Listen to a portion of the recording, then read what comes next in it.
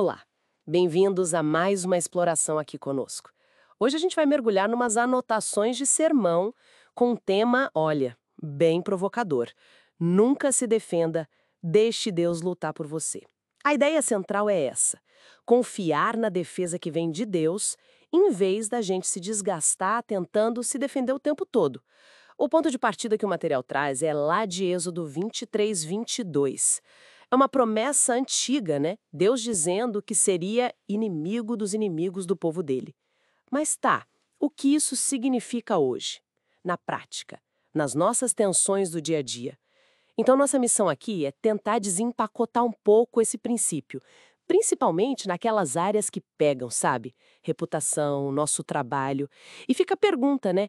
Quantas batalhas a gente talvez esteja travando sozinho, batalhas que, por essa ótica, Deus mesmo gostaria de assumir por nós?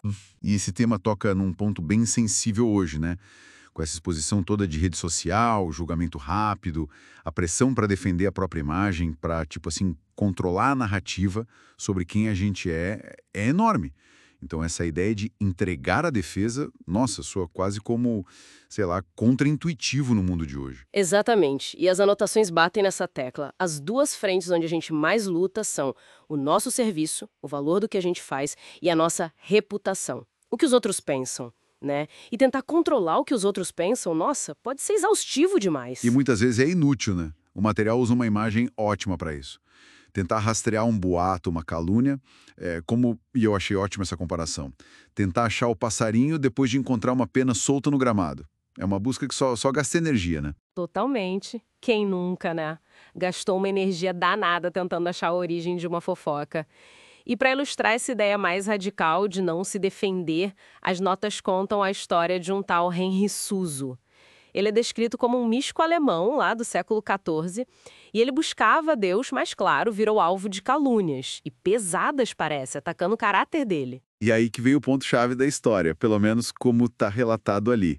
O Suso teria tido uma visão.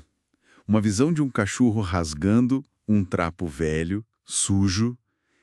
E a interpretação que as notas dão é que Deus estava mostrando para ele que ele mesmo, Deus, estava permitindo que a reputação do Suso fosse despedaçada como aquele trapo, mas para um propósito maior que na hora o Suso não entendia. É chocante pensar assim, né? Vai contra tudo que a gente pensa sobre proteger o próprio nome. Totalmente.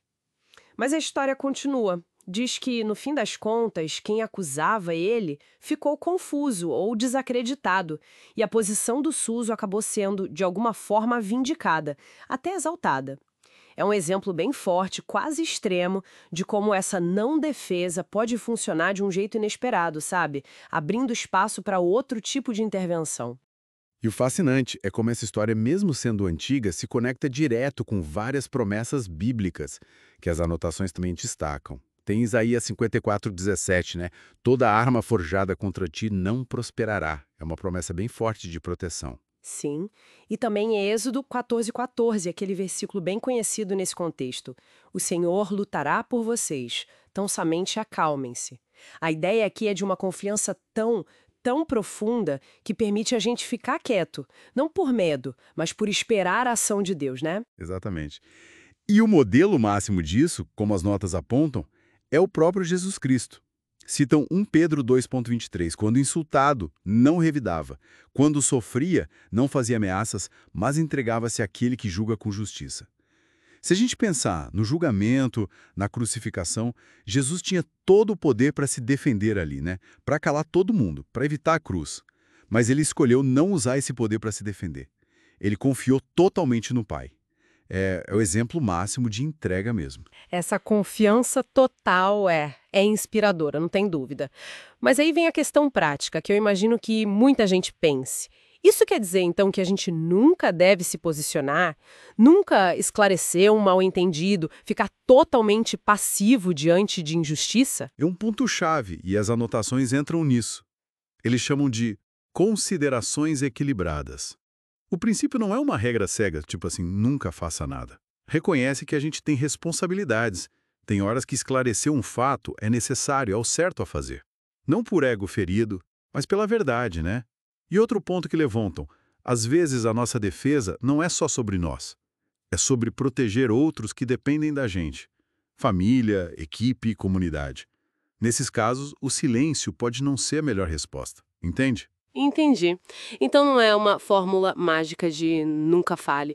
Parece que as notas enfatizam muito a necessidade de sabedoria, de discernimento espiritual. Saber quando é o ego querendo brigar e quando é preciso defender a verdade ou o próximo. É discernir quando falar e quando, de fato, confiar no silêncio e na ação de Deus. Não é passividade, é uma ação baseada na confiança. Precisamente. O desafio é cultivar essa sensibilidade, sabe? Para entender cada situação. Quando é só o meu orgulho ferido querendo retrucar e quando é uma ação necessária por um princípio maior. A proposta central é essa mudança de foco na confiança. Tirar da nossa habilidade de controlar tudo e colocar na capacidade de Deus de trazer a verdade à tona no tempo dele. Entendi. Então, o quadro geral que essas anotações pintam é a chance real de achar uma paz, uma liberdade que a gente talvez nem imagine. Ao abrir mão dessa necessidade constante de controlar o que pensam da gente, de defender nossa imagem a qualquer custo. A ideia de confiar que Deus pode sim ser nosso defensor. O material até sugere uma imagem forte. Como seria acordar sem aquele peso de ter que provar alguma coisa para o mundo? Exato. E isso nos leva a uma reflexão final que vai além da paz interior, embora isso já seja enorme, né? Se essa defesa divina funciona quando a gente confia nele, como que praticar isso no dia a dia poderia mudar não só nossa tranquilidade, mas também nossa compreensão mais profunda de onde está o nosso valor de verdade, onde a nossa identidade realmente se firma. Talvez o valor não esteja na imagem que a gente luta tanto para manter, mas na rocha onde a gente escolhe confiar, né?